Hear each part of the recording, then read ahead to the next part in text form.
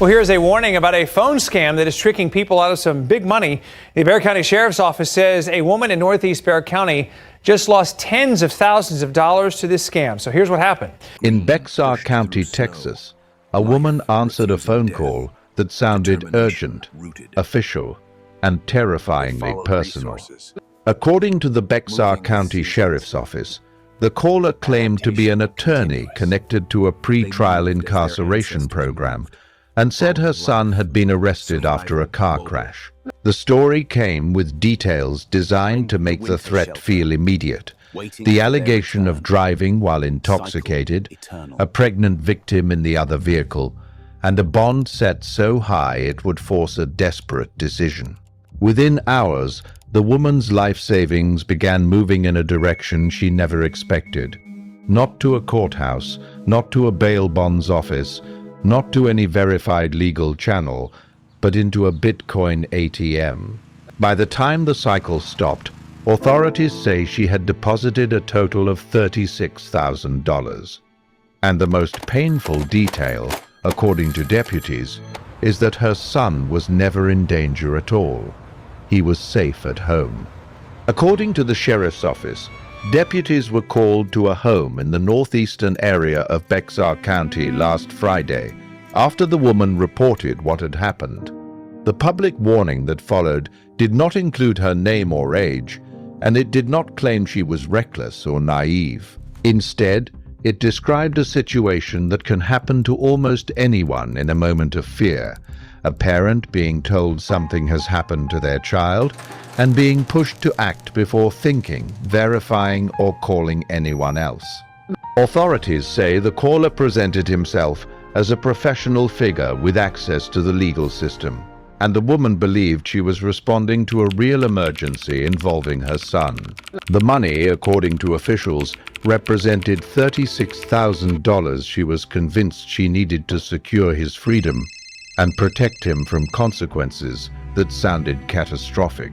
The account provided by authorities lays out a pattern that law enforcement agencies across the country repeatedly warn about: impersonation combined with urgency, isolation, and an unconventional payment method. In this case, the scam hinged on a role the victim was primed to trust. According to the Bexar County Sheriff's Office, the caller claimed to be an attorney, someone who speaks the language of courts, bonds, and legal outcomes. He also framed the situation as part of a pretrial incarceration program, a phrase that sounds bureaucratic enough to discourage questions.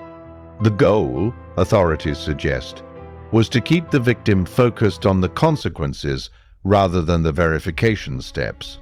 In the pressure of that moment, the woman's attention was pulled toward the most terrifying possibility: that her son was in custody, that he had harmed someone, and that her actions in the next minutes would determine what happened to him.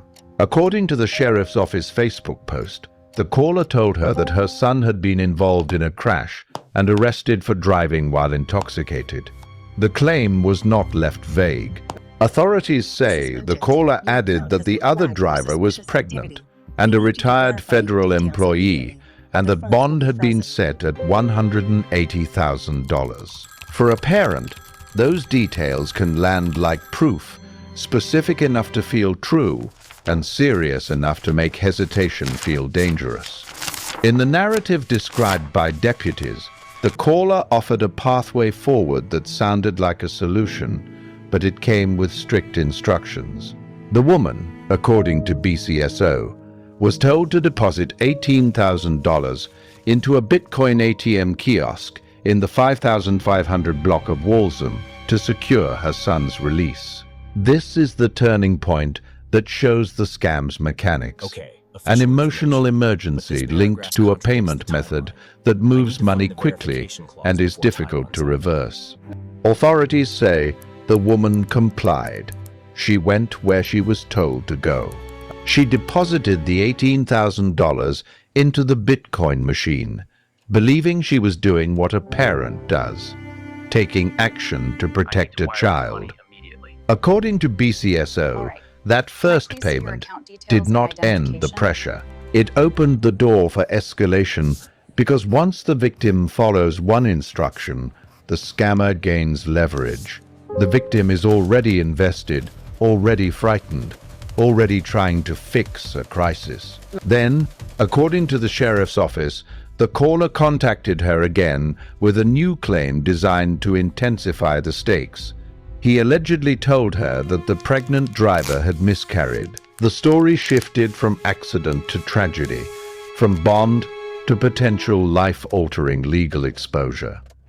And with that shift, deputies say the caller demanded another $18,000.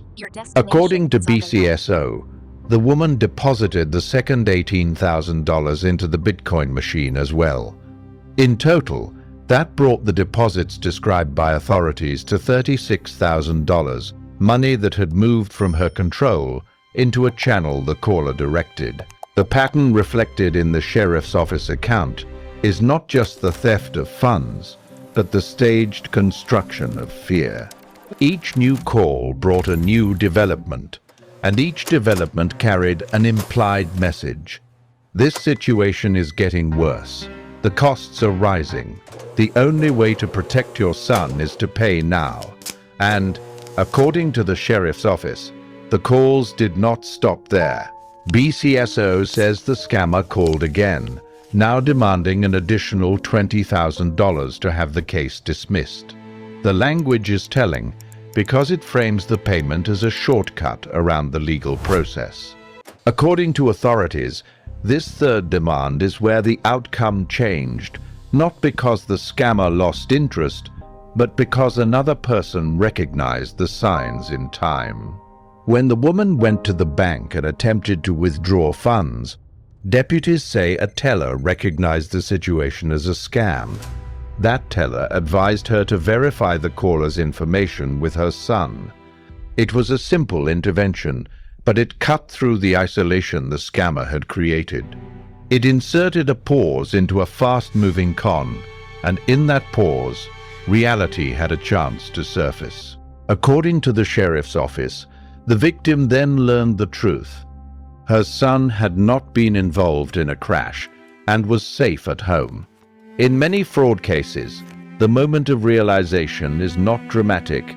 It is quiet, heavy, and immediate. A phone call to a loved one that goes through. A familiar voice answering. A normal evening, untouched by the catastrophe the scammer described. The fear collapses, and what remains is the aftermath. The money already sent, the decisions made under pressure, and the knowledge that the crisis was manufactured. According to BCSO, the scam involved a person posing as an attorney to steal from the victim, and the agency used the case to warn the public to verify information with family members before handing over money.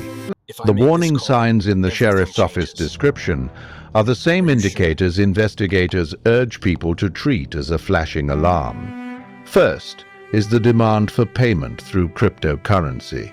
According to BCSO's tips, law enforcement and attorneys will never demand payment through Bitcoin, gift cards, or kiosks.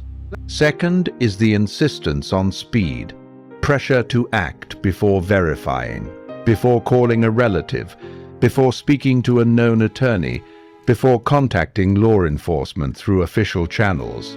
Third is the attempt to isolate the victim, keeping the communication loop between the scammer and the target, rather than between the target and the family member supposedly in crisis.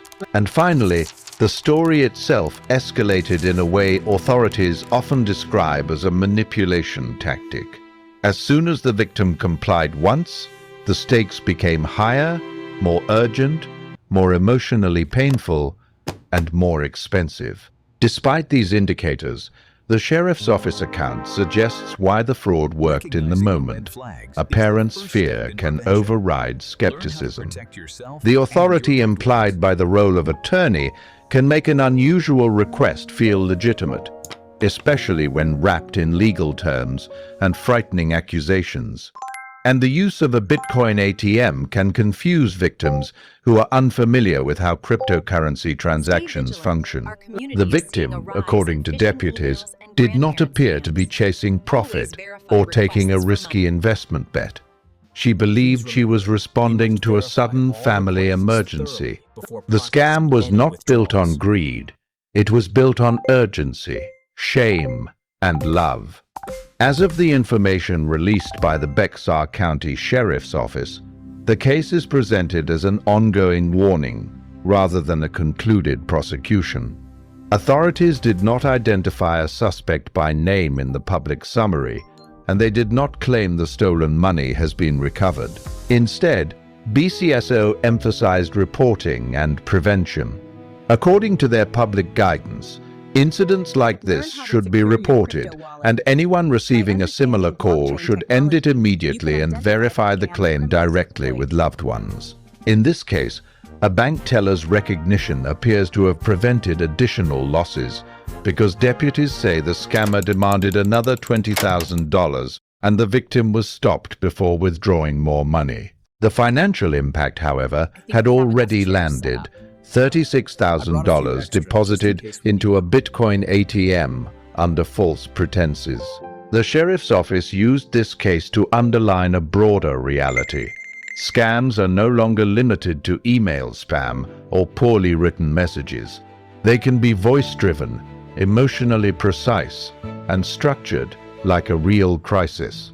According to BCSO, the public should assume that anyone who demands payment through Bitcoin kiosks, gift cards, or cryptocurrency is attempting to bypass normal protections and create irreversible loss. This is why officials stress verification as a first response, not an afterthought. The simplest countermeasure is often the most powerful. Stop, hang up, and independently confirm the story through a number already known and trusted. BCSO's advice is direct and built for the moment when fear is highest. Authorities advise hanging up immediately. Officials recommend verifying the information directly with loved ones rather than continuing a call with a stranger claiming authority. And in Bexar County, the sheriff's office says suspected scams can be reported to their dispatch. The family's experience, as described by deputies, shows how quickly a convincing impersonation can turn into significant financial loss, and how one interruption, one verification call, can stop the damage from spreading further. According to authorities, the lesson is not about blame. It is about building a habit strong enough to survive panic. Verify first, pay never, and treat cryptocurrency payment demands as an immediate red flag.